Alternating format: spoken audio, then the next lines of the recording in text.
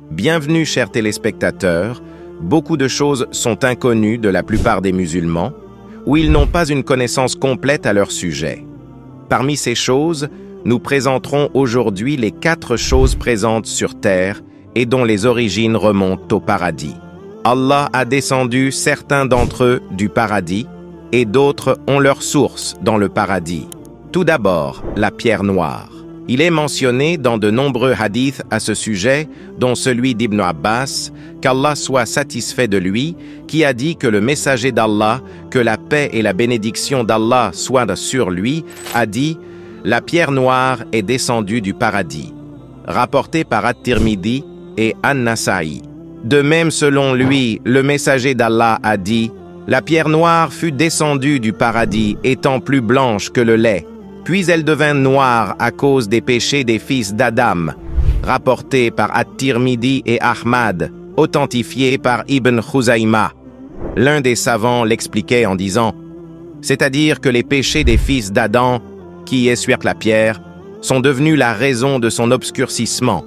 Certains athées ont contesté le hadith précédent en disant « Comment les péchés des polythéistes ont-ils assombri la pierre ?» sans que les actes d'adoration des gens du monothéisme ne la blanchissent.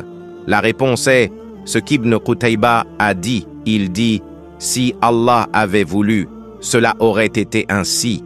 Allah a établi la norme selon laquelle le noir colore, contrairement au blanc. » Deuxièmement et troisièmement, le Nil et l'Euphrate. Ainsi, les rivières que le prophète paix et bénédiction d'Allah sur lui a vu lors de son voyage nocturne sont 4 rivières, 2 apparentes, le Nil et l'Euphrate, et 2 cachées dans le paradis. Le prophète n'a pas mentionné leur nom. Mais selon les 2 recueils authentiques, Al-Bukhari et Muslim ont rapporté de Malik que le prophète a vu 4 rivières sortir de leur source, 2 apparentes et 2 cachées.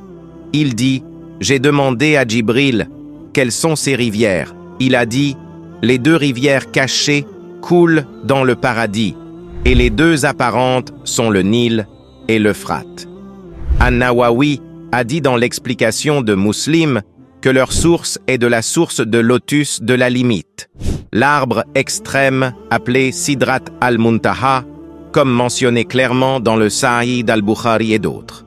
Quatrièmement, la station de notre maître Ibrahim, qui est la pierre sur laquelle Ibrahim se tenait pendant la construction de la Kaaba.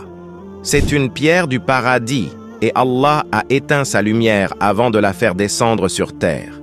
Al-Hakim a rapporté d'après Abdullah ibn Amr ibn al-As que le messager d'Allah, paix et bénédiction d'Allah sur lui, a dit « Le Ruken et la station Makorm sont 2 rubis, pierres précieuses en bijoux, du paradis. Allah a éteint leur lumière, sinon leur lumière atteindrait tout ce qui est entre l'Est et l'Ouest. » Allah a fait référence à cela en disant dans la sourate 3, verset 97, « S'y trouvent les signes évidents de la station d'Abraham. Quiconque y entre sera en sécurité. » Si vous avez une histoire ou une question, ne l'oubliez pas dans les commentaires. Abonnez-vous et activez la cloche de notification pour être informé de nos nouvelles vidéos. Merci.